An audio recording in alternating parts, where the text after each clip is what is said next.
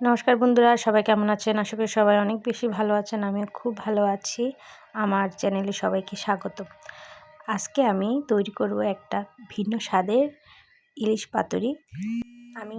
আমি নিজেও কখনো আগে বানাইনি, এই প্রথম আমি ট্রাই করলাম। আশা করি আপনারাও ট্রাই করে দেখবেন। খেতে অসম্ভব ভালো হয়েছিল।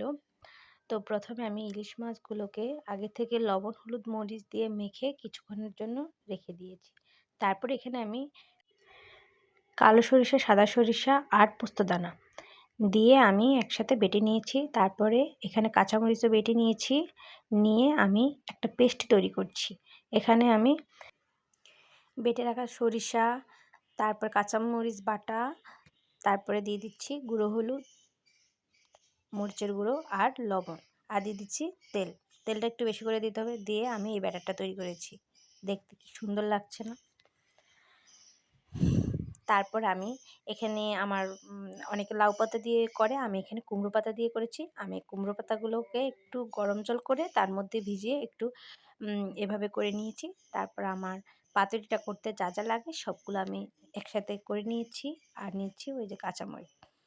তারপরে আমি এখানে একটা পাতা নিয়ে প্রথমে একটু বাটা যে মশলাটা ওইটা আমি একটু দিয়ে দেবো। দেওয়ার পরে দিয়ে দেবো এক পিস মাছটা দিয়ে আমি উপর দিয়ে আরেকটু সরিষা বাটা দিয়ে দেব, মশলাটা দিয়ে দেব। দিয়ে আমি একটু ভালো করে একটু মাখিয়ে নেব। এই যে দেখুন বন্ধুরা, আমি আর একটু দিয়ে নিচ্ছি, দিয়ে একটু মাখিয়ে নিচ্ছি।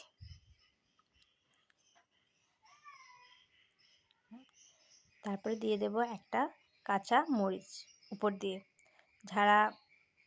যারা ঝাল খেতে অনেক বেশি পছন্দ করেন তারা অবশ্যই কাঁচামরিচ দিয়ে নেবেন। অবশ্যই ভালোই লাগে খেতে। তারপর দিয়ে দেবো একটু সরষের তেল। তো আমি এভাবে পাতাগুলোকে মুড়িয়ে সুতো দিয়ে বেঁধে নিয়েছি। অবশ্যই ভালো করে বাঁধতে পারিনি, আমি যতটুকু পারছি আমি ওইরকম করে নিয়েছি। তারপর কড়াই দিয়েছি। কড়াইটা আমার গরম হয়ে গেছে। আমি দিয়ে দিয়েছি সরিষার তেল। এখানে আমি পুরো মাছটা রান্না করতে আমি সরিষার তেল ইউজ করছি। আপনারা চাইলে সাদা তেলও ইউজ করতে পারেন, কিন্তু সরিষার তেলে ভালো টেস্ট হয়। তারপরে আমি ঢাকনা দিয়ে ঢেকে রান্না করে ভেজে নিচ্ছি। এক পিঠ আমার হয়ে গেছে, এবার আমি উল্টিয়ে দেব।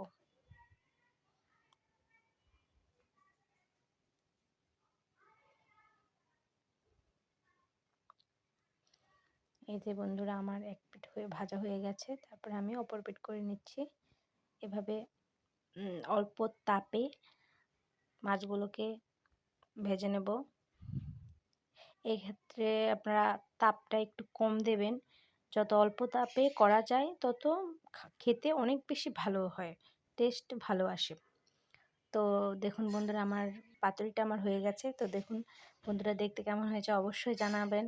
আর সবাইকে অনুরোধ করব আমার পুরো ভিডিওটা দেখার জন্য।